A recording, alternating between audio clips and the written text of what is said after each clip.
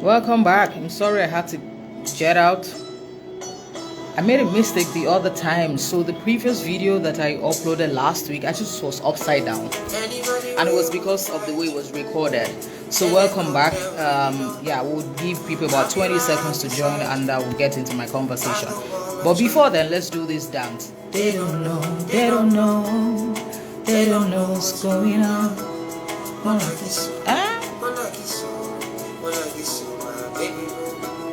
I'll be soldier for you. I'm getting better in Kung Fu. Even though I got you, and you know you got me too. I'll be right beside you. In anything that you do. If you ever need saving, I'll be running to you. Running to you. I'll be running to you. Running to you. Anywhere that you go to, running to you. I'll be running to you, running to you. Everywhere that you go to. Okay.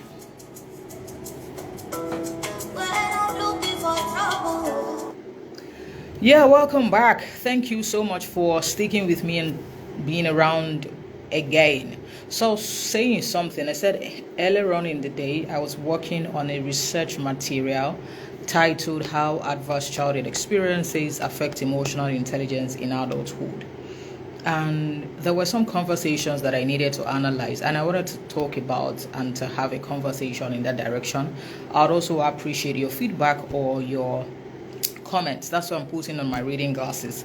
It's not that my red cutie sexy glasses. Yeah, this is my reading glasses. So if you have any comment, I'll be more than glad. Thank you, awesome people showing up. I saw Rasta earlier on. I'm seeing him up by Alan used to be my classmate, I think, in secondary school. We have all grown old. You don't even know who and who are in your class per time. But I think Alan was in secondary school. He wasn't in primary. I think he was in secondary school. He used to be one of those intelligent guys, those ones who used to frustrate us in class, that our parents used to think we didn't know book. But the mercy of God has prevailed finally. Alan, good to see you. All the awesome people, Adeya, Mosoji, Tomiwa, Print the Rose, Risha Clothing, all of you, thank you so much. I hope your Monday started well. Just in case it didn't start well, of course, the week just started, so you have more than enough time to take advantage of the week and be able to push yourself to experience a higher level of yourself every time. So welcome. First, Rasta, greetings to you. Every awesome person who shows up at time on my Instagram live, who watch, Jamil says he used to know people like Alan. Yeah, they used to frustrate us in class. All those people used to just score like 90 something. You just be wondering, how are they reading this thing? Is it at night, in the morning? Then you now be checking out the size of their brain. Is it different? Do you have the same organs? Just be suspecting yourself, really. But here we are. To the glory of God, we still succeeded. But Alan has always been the cute, quiet guy, enjoying his life. I'm not sure if he's in Nigeria. If I know him well, he should have disappeared. All of us are in love with the country, but not necessarily. We love the country, not necessarily in love. Okay, so back to my conversation. How adverse childhood experiences affect emotional intelligence in adulthood. Now, it's a paper I need to turn in a couple of weeks, and I have been working on the paper for months, trying to run a company in Lagos, Nigeria, Dallas, Texas, run my life, run my marriage, run everything together. So when I say marriage, it's marriage, really. Run everything together, and it's been a handful, but here we are. So how does emotional intelligence in adulthood get affected by childhood experiences? I analyzed some movies, and here's the conversation. The first documentary that I analyzed was, there are 4 of them, so I want to remember the way I started. Yes, the first documentary I analyzed was Bridgerton. Bridgerton is actually a romantic movie where the Duke, called Simon, was in love with Daphne, but he couldn't express his love because he was consumed by the hatred, he had for his father, the bitterness, and at the same time, he also wanted to experience and taste love. So we saw a conflicted adult. Forget about the fact that he was tall and handsome and all of those things. Yeah, thank you. Thank you, Jamil. Just be helping me write those things. God will bless you especially. Forget about the fact that all of us felt he was cute and sexy, the I born for you kind of thing. He was good. Sexually, emotionally, he was okay. But realistically, the Duke of Hastings is one kind of person that in real life will cause you a lot of trouble, because he was not only a conflicted adult, he was consumed by bitterness and hatred, and he desired to be vindictive. His father played a huge role in that, how he parented him. The theme under Bridgerton for me was bad parenting, how his father despised him because he was a stammerer, and he felt he was nothing but an embarrassment and disgrace, and he related to him through the eyes of rejection. And the Duke of Hastings grew up, made up his mind to ensure that he never seared an heir to continue his father's legacy, and he ensured there was not going to be any legacy extension. Now, I also saw Queen's Gambit. Queen's Gambit is also another documentary on Netflix. And for Queen's Gambit, it was about a young girl who was rejected by her father, and her mother committed suicide, and they had to drop her off at an orphanage. And even though she was very intelligent and talented, she was addicted to drugs. So you can be very intelligent and addicted, and very intelligent and talented and still be addicted. Talented but addicted. That's really what it is. You can be talented but addicted.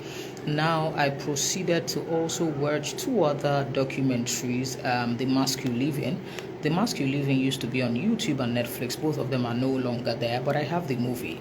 And for The Mask You Live In, it was an analysis of how men have been raised or were raised in the United States, how the cultural and societal expectation crumbled and suppressed their emotions and feelings. Words like boys don't cry, words like if you cry you're a CC, the fact that an average guy was expected to be sporty and masculine, join football team, play video games, not necessarily like what they think ladies would like, and all of those things. And they ended up raising a generation of young boys and gentlemen who had mastered how to suppress their emotions. Finally was Shadow Process. Shadow Process is a story by Debbie Ford, how her parents' divorce affected her emotional intelligence to the point where she resorted to drug addiction also because her parents were drug addicts.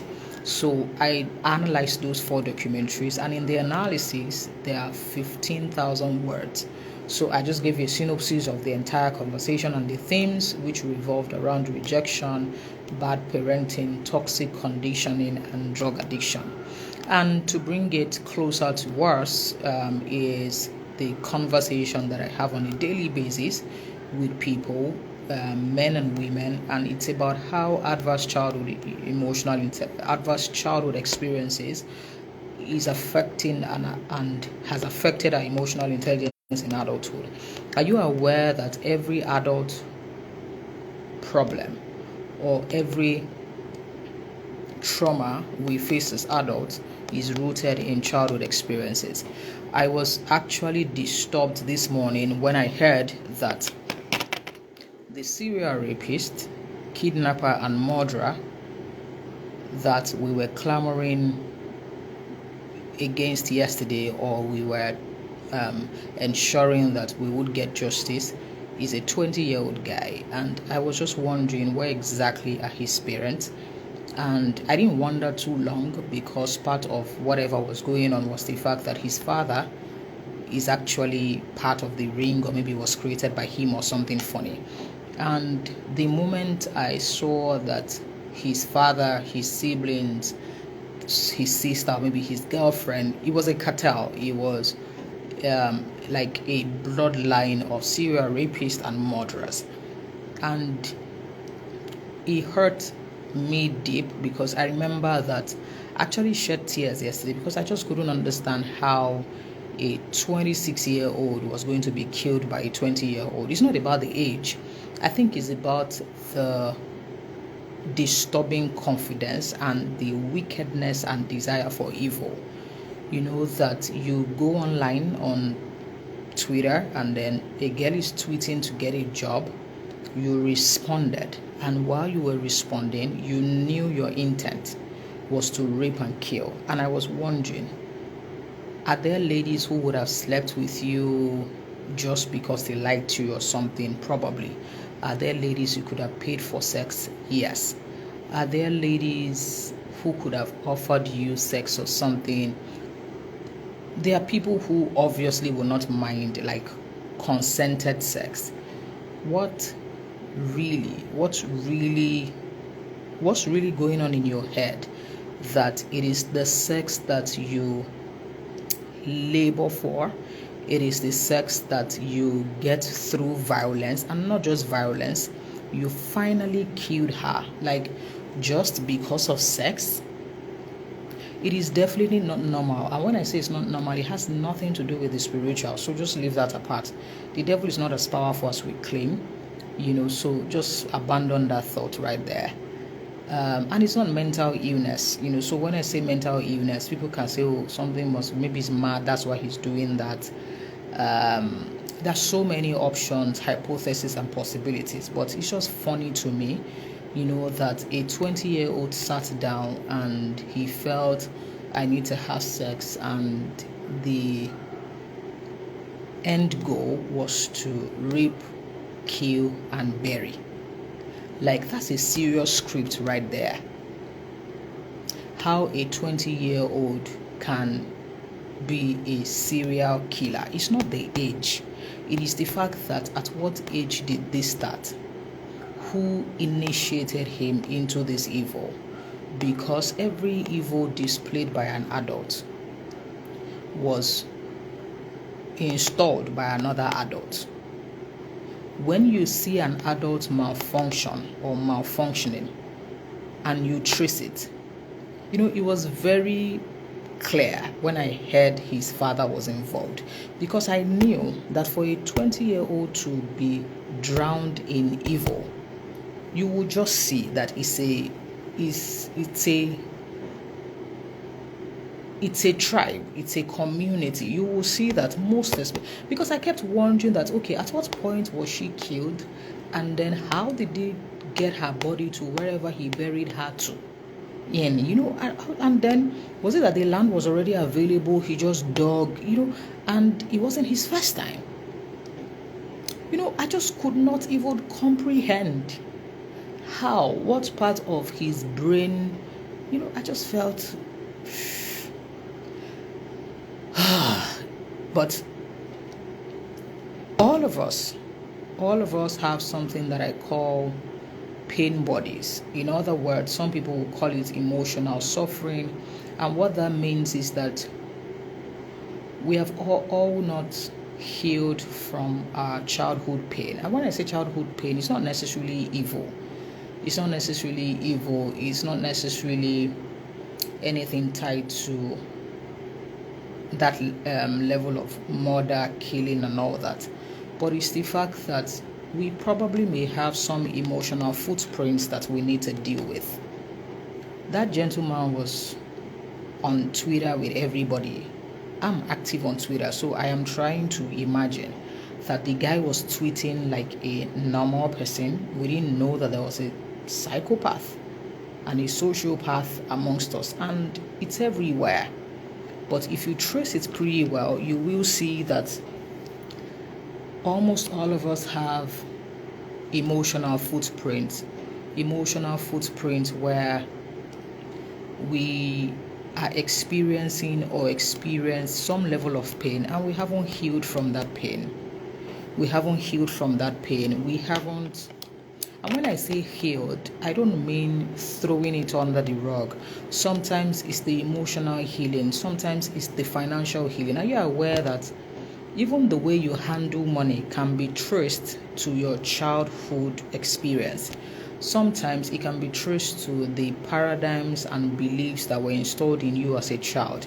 Your relationship with money, your conversation with money, your love affair with money.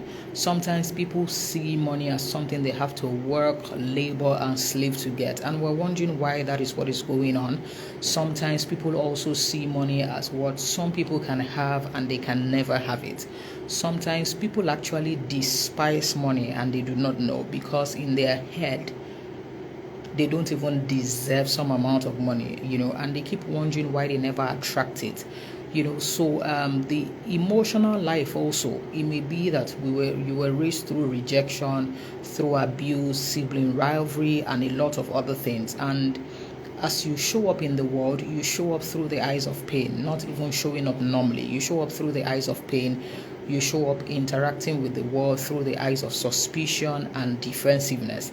Every conversation leads to violence or attack. It's just very funny. When I see people on social media who come to drag or fight, I just laugh. There was someone had posted something about how pornography can disturb you, which was how pornography can actually rewire your brain to the point where you would desire violent sex and a lot of things. And then somebody, I don't even know who the person was, came. I didn't read the epistle, but the moment I just saw it, I just deleted the message, because I just felt there's really nothing you will say. So whatever I think she was trying to say in the few lines I read was that, I can't assume that porn is evil. She has seen over 1,000 and nothing has happened to her. And I didn't bother with the conversation, because if you want to watch it, go ahead and watch it. Do not evangelize that on my wall. I will never do that on your wall. Don't evangelize what I have interviewed tens of ex-porn stars, and I have interviewed prostitutes, and I know if you've seen over 1,000, it does not mean that others should see the 1,000 before something goes wrong. I have met people who used to sleep with dogs. I have met, you call it bestiality. I have met people attracted to children. They haven't even started. So you can't just show up and say, it's just porn, it's not that deep, don't generalize.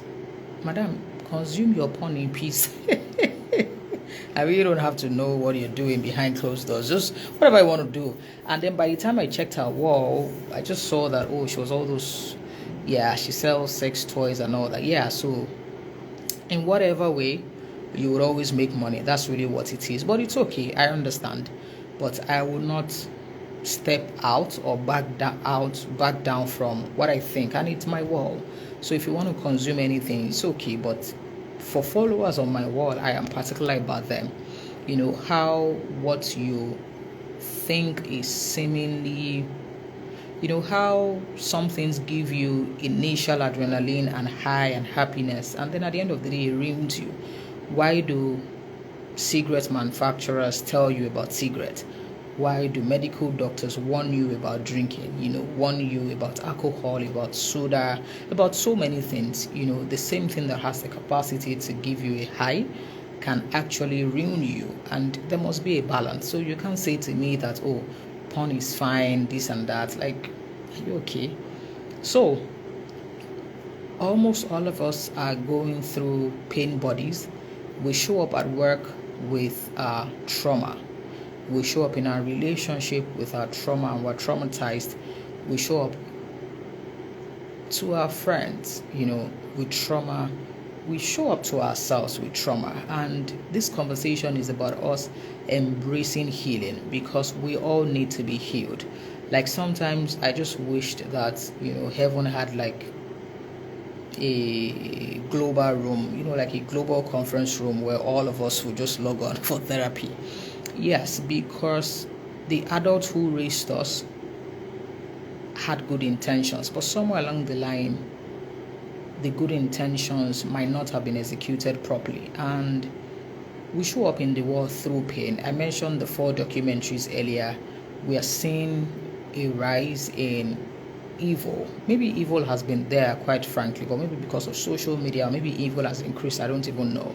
But we're seeing a rise in sexual abuse. We no longer feel safe.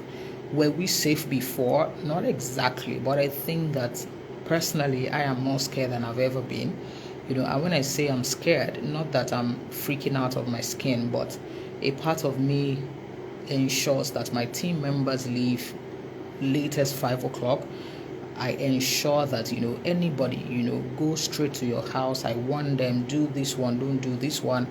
It's the mother in me who is trying to watch out for every other person, because rest in peace is not a greeting. Whatever happens to one happens to all of us, and we can all trace this pain. You see mothers who genuinely mean well, who love their children, who desire to raise beautiful kids, but they find themselves screaming, yelling, shouting, and almost acting like a monster, like the opposite of what they intend to do, the opposite of the kind of child that they intend to raise. But that's what it is, and they're not monsters. I'm sure that if they were recorded and they watched themselves 5 minutes afterwards, they will be pretty unhappy. You see it also at work, where bosses who are generally kind, compassionate, empathetic people act the opposite, or act in a totally different way. You see wives and husbands also, and sometimes we do not even know what exactly is wrong with us. We have no idea what is going on. We just know that we don't necessarily do what we desire to do, and what we desire to do is not what we do, and it's just the fact that there's a role in how adverse childhood experiences affect emotional intelligence in adulthood. You can separate both of them. You can compartmentalize pain. You can suppress, you can pretend that it doesn't exist, but the irony of it is that it will show up later in life, and it may show up at work, it may show up in your career, it may show up in your relationship, it may show up anywhere at any point in time. So the essence of tonight's conversation is that we all need to please pay attention to our healing. Healing will not be given to you. You have to create your healing process. You have to create your healing pathway. You have to embark on your healing journey. And you don't have to experience emotional or childhood emotional or sexual trauma or anything. But to be frank, you need to sit down and ask yourself some cogent questions, which is, are you showing up in the world the way you desire to show up? Are you showing up emotionally the way you desire to show up? Are you showing up psychologically the way you desire to show up? Are you showing up mentally the way you desire to show up? Are you showing up financially the way you desire to show up? Your present may be tied to your emotional stories and pain. It may be tied to your financial stories and pain. It may be tied to a lot of things. And even though we're all genuinely good people, we may be badly behaved. Even though we're talented, we may be talented but addicted. Even though we want all the best in our lives, we may just not be able to attract, sustain, and nurture these things. I am intentional about my healing. I'm intentional about flourishing. I'm intentional about thriving. I hope that you are too. And if you've also picked up a copy of Soul Stripper via my DM, Soul Stripper is my mental health and emotional stability planner that I just wrote and created. If you have a copy already, please let's talk about it. What are your high points there? What did you learn? What was it for you? If you've read it and all that. If you haven't bought it yet, it's via the link in my bio. So just click. If you are not in the country, you can get the soft or hard copy via the link in my bio. Also, Kindle has got you. So just place your order and you will get it. So any questions, conversations. But I'm very key. Are you showing up in the world the way you want to show up?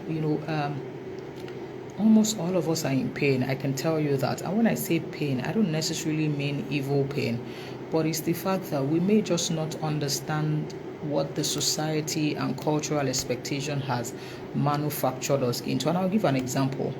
I went out with Chairman yesterday, and we were at a restaurant for dinner, and this gentleman had come in to serve us, and he had asked me what I wanted to eat. So I said to him, can I have native rice and Chapman, please. And he said, oh, why not? And then he goes 20 minutes down the line, he brings the food, which was my native rice and then Chapman. And in bringing the food, the next thing he did was I ordered the food. Chairman just ordered water. So I ordered the food, and the next thing he did was he handed over my food to Chairman, and then he handed over my food to him, and then my Chapman. So I looked at him and said, who ordered the food? He said, I did. Who are you serving? He started looking at me. I said, who ordered the Chapman? He said, I did. Who are you serving? He was looking at me. And then that one busted into laughter. And he was like, now I see what you've been trying to say. I'm like, it's just very funny. Like, you took my order, you brought my order, and you gave it to a man. And the guy could not respond. Like, he just stood in shock.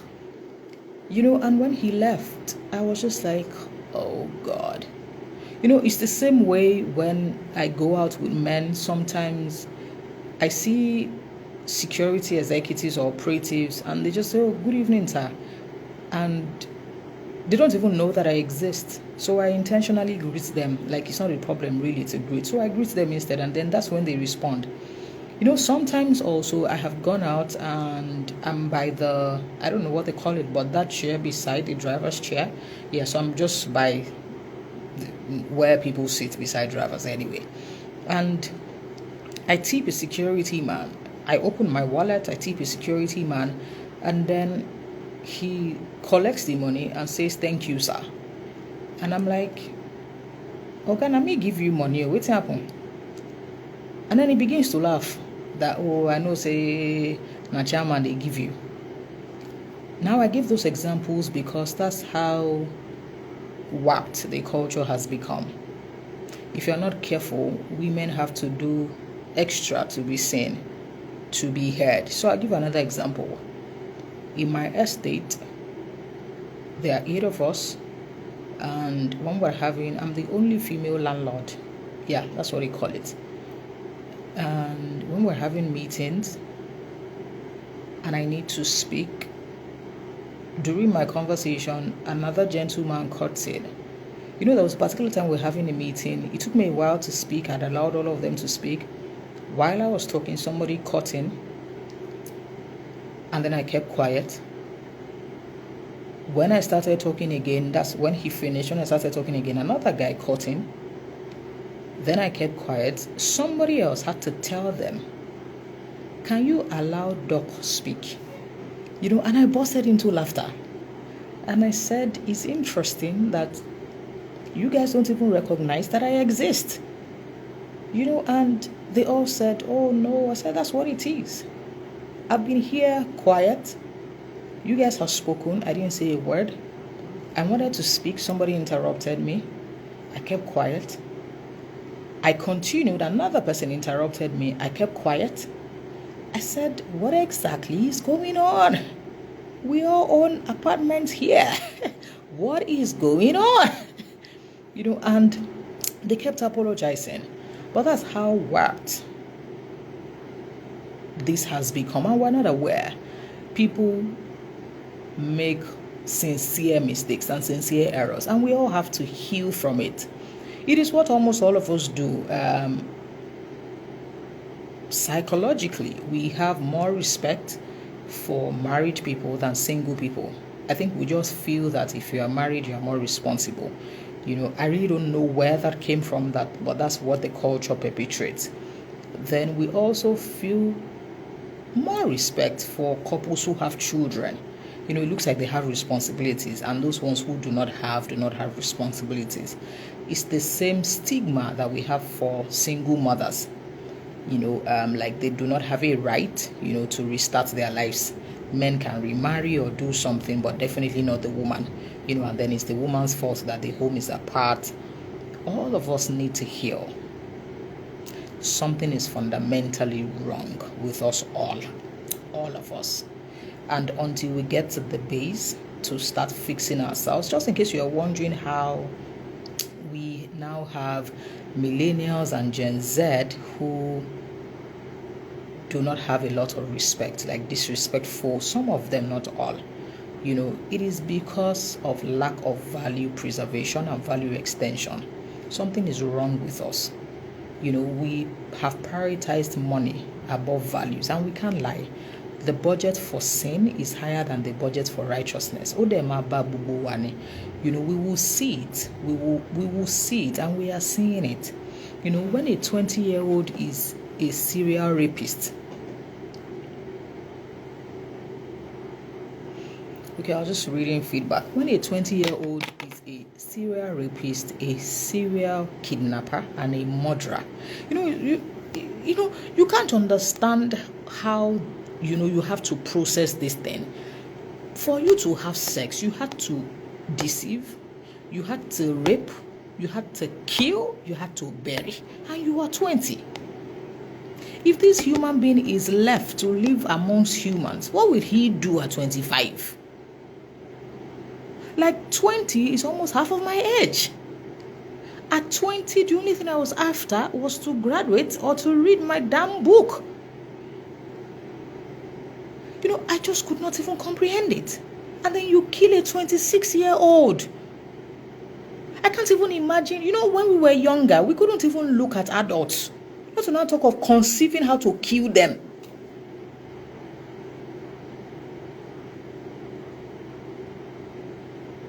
Like a 20-year-old just sees a 26-year-old and is how to rape and kill the girl, and he moved on. Like while we were searching for the girl, he actually went on Facebook to say that, he invited her but she didn't come. Like he even brought us another script.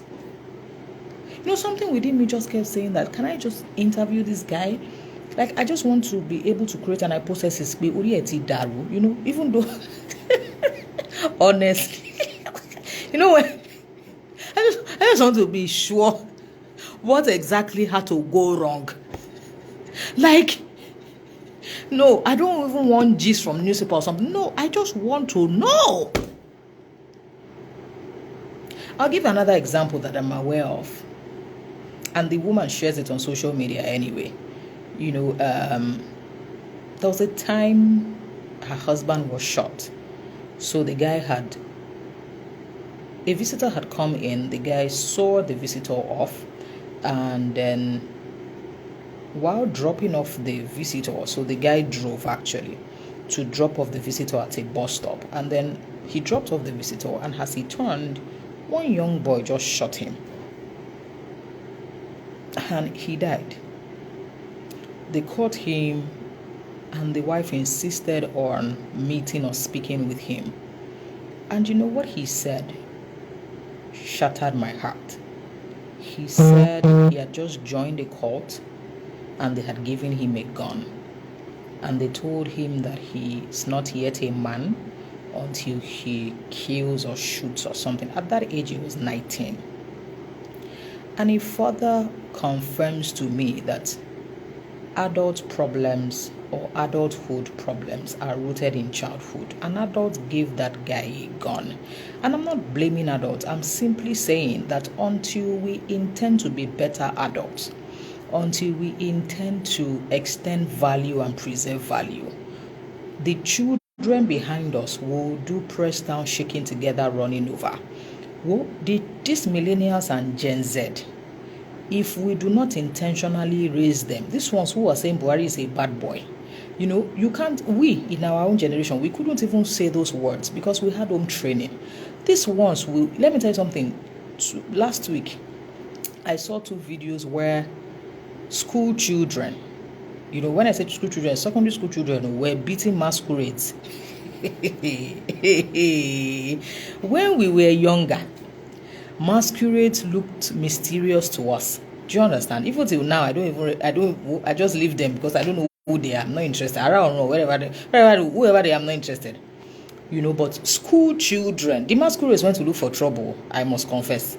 Those masquerades who just give you like Sangalo on the road. The masquerade did not know that these ones don't have manners. 2 different videos. School children beat up the masquerades. Beat up. I saw the video over 10 times. They beat up the masquerades. Like God punish you. If you don't have self-respect, you will not come and meet us. I'm telling you. I could never have thought in my own time, even till now, I'm not sure my age mates will beat up masquerade. Except wisdom counseling can beat up masquerade. Me, I can't even greet a masquerade. Like I don't know who they are, so I'm not even bothered.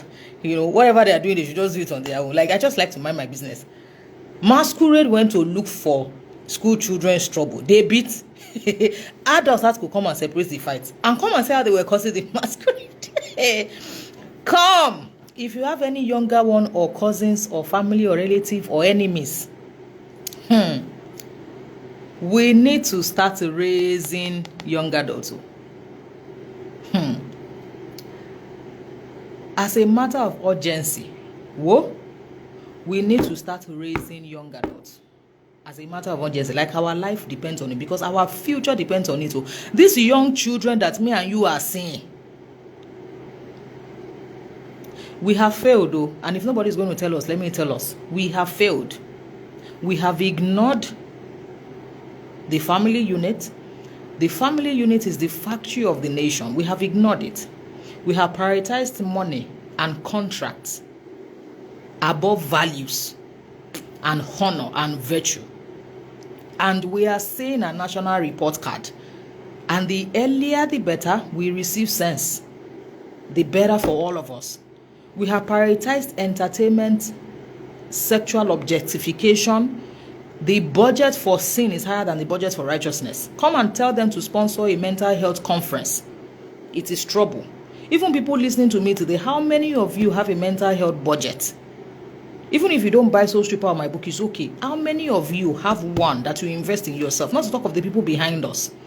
We must set ourselves on fire if we are going to experience peace and joy. If not, we will all just relocate and move out. And wherever we are going also, remember what is happening in the US and every other place. So we must take responsibility. I actually feel that we are all bleeding while we are leading. We are all going through pain. But the adults, more than ever before, must prioritize what is going on in the world. My generation is close to 40. I will be 37 in September. It's not a small age. There was one time I was 10. I remember when I wore my purple and white dress for my 10th birthday. When I wore my purple and white dress for my 10th birthday. I remember when I was 16, when I was dancing like Bagawu. I will be 37 now. Do you understand? And I'm seeing what young adults are doing, and I am scared. The same young adults who are creating tech and those things. Hope you presently know that we have over 100 genders. In fact, on ID cards now, you can put X as your gender, meaning you don't want to disclose. There was one person who told me that she's polyamorous, meaning she wants to define the people she wants to be attracted to. It's okay. But as the world is going on, I am here as a town crier, shouting that we all need healing, we are all in pain, we are all leading and bleeding at the same time. And the earlier the better. We start raising our nephews, our nieces, our neighbors, all those neighbors who now have children who don't greet. You know, when we were younger, you could never pass by a neighbor without greeting. They will beat. After beating, you won't even go back home. Some people will call it child abuse. Maybe they should have corrected us in love. I agree. Can we carry the discipline and correction, ignore the beating, and start correcting children? Start giving them sense. We have given them PS5. We are giving them iPhone 12. We are giving them holidays. They now have accent. Let's go back to the drawing board, because the way we are going in this world, if we are going to enjoy it and not be hiding in our homes, we had better raise the next generation. What is left of the values that we have as millennials and Generation X, we had better transfer it. We had better transfer it. Okay, that is it for today, my darlings. That is it for today. I think this looked more like a family meet. That is it for today. Your nephews, your nieces, everybody around you, we must declare a state of emergency. All of us must receive sense. Any questions, conversations, anything about Soul Stripper, please check the wall. Please check what I have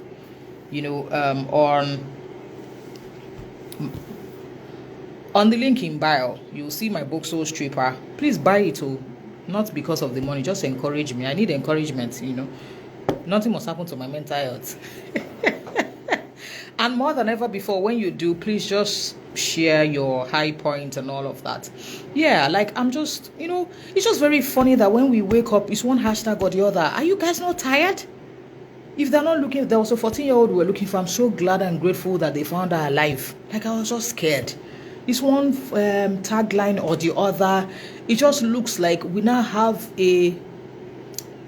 now mastered evil. That kindness, compassion, and empathy now feel strange.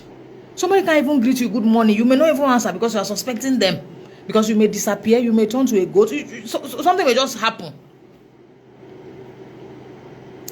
Like women now, whether it's pen knife or it's pepper spray or maybe it's even gun. I don't know the weapons they want to start using, because at this point, and then the irony is that the people who are supposed to be leading us, I don't want to discuss those ones. I can't even process them. It's just very funny. Please, on social media, this competition and all these things that we have done, that motivational speakers, all of us, all of us, we need help. This morning we are all prioritizing. So we can say a national report card. Where a 20-year-old is a serial rapist, killer, and murderer. 20.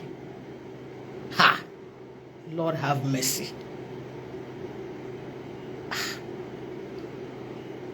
We don't even know if he was using their body parts. Like you can't even get to the bottom of it. And the fact that there are some people who are trying to get him out of jail.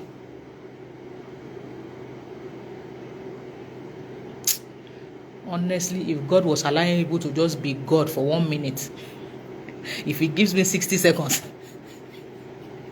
I have a list of names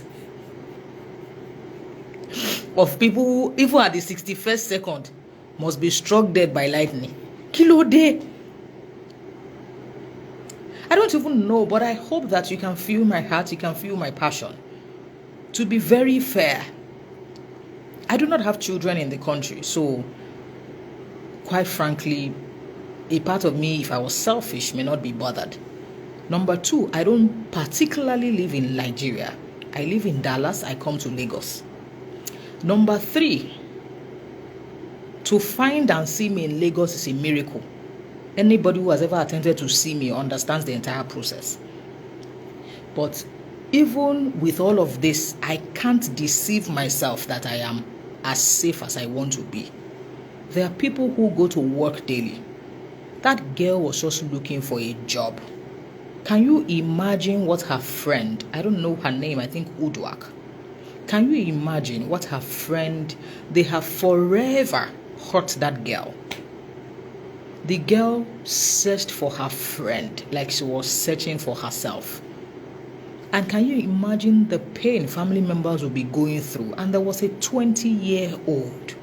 20-year-old. I can understand if 40-something does that. Not that I can understand, but I can think that at that age, you are already insane. But when a 20-year-old child, that boy just escaped teenagehood. Like that boy just finished being a teenager. And all he can prioritize is his erection. Somebody did not teach him sexual education. Somebody didn't teach him how to respect women, what honor is. And his father is part of his kingpins. Like, you can't understand what has gone wrong in that bloodline. And that is how we usually say deliver us from evil. But beyond turning it into a prayer point, we must take pleasure in reducing the evil. We must take pleasure in reducing the evil. We are not normal anymore. We are acting as human beings. We are not human, and it's paining me. We are no longer human. We are human beings. We are losing compassion. We are losing empathy. We are losing normalcy. Kindness is now being suspicious. Kindness is under siege, and we need to recover. Empathy is under siege. The family unit is under a siege.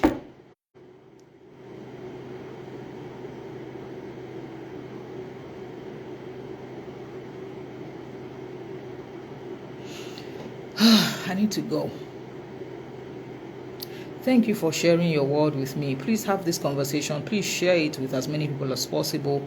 I will come here as often as I can, but I just think that all of us need to get back to the drawing table where we need to prioritize what is very important. Life is deeper than money. We're not here to work, pay bills, and die. They have been lying to us. If life was about money, we would kill, we would rape, we would murder, we would do everything just to be wealthy. But that is really not what life is about. And we need to start having this conversation, and we need to start saying the truth. Thank you for being with me. I will be here some other time. Do have a fantastic and a wealthy week. I appreciate you. I love you. If you have a copy of The Soul Stripper, please share with me your moments, and wherever you're watching from in the world, the links are in my bio. Please pick a copy, share your moments with me. If you're in Lagos, you would receive it at your doorstep, and it's the autographed copy. I'll talk to you some other time. Thank you.